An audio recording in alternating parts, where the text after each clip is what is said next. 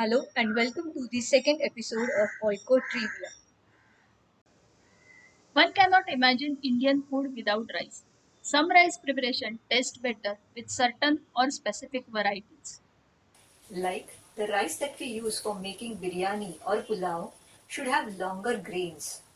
It should not become sticky and it should become fluffy after cooking.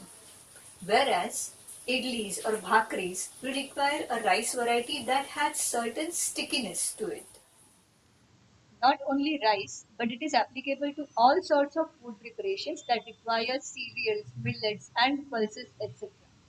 Today, science has become so advanced that we have our crops with desired characters. When we talk about growing crops with desired characters, plant tissue culture plays a very important role. Scientists in India are doing equally best job in this field as well as compared to the world.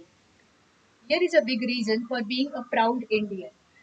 In the year 1966, one of our Indian scientists, Dr. Shipra Guha Mukherjee, had invented a technique of production of haploid pollen plants through anther culture. She had experimented this on Dhatura inoxia under the guidance of Professor S.C. Maheshwari. Let's check this in simple terms. Plant cells are diploid. That means chromosomes present within the cell are paired. One part comes from father cell, another part comes from mother cell. Generally, flowers have both male and female reproductive part. Pollens are present within anther, which is a male reproductive part. These pollens have haploid cells, that is, having one set of chromosomes. Seed formation takes place when pollens from one plant enter into the ovule of another plant of the same species. These ovules have haploid cells and present within the ovary, which is the female reproductive part.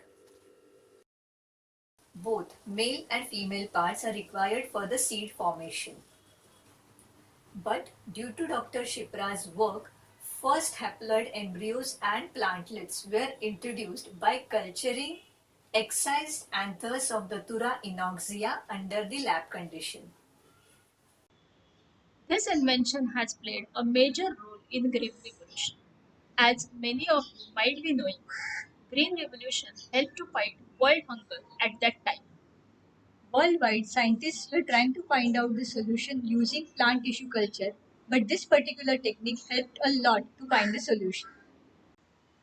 However, during the era of Green Revolution, a lot of monoculture took place, and as a result of that, many varieties of local crops got wiped off.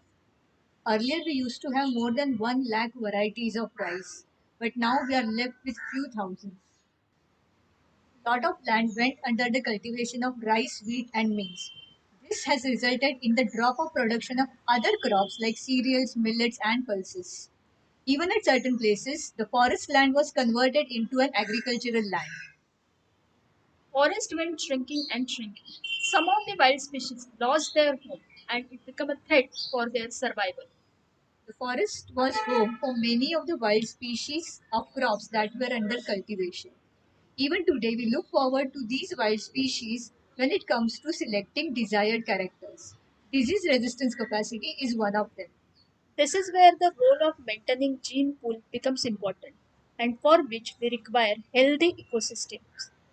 And that is possible by protecting our forest, rivers, wetland, mountains, and all sort of natural resources. Remember, an invention can be a curse or a boon. It really depends upon how we utilize it. Thank you so much for listening. For more such information and trivias, please subscribe our YouTube channel of Oikoistics. Thank you.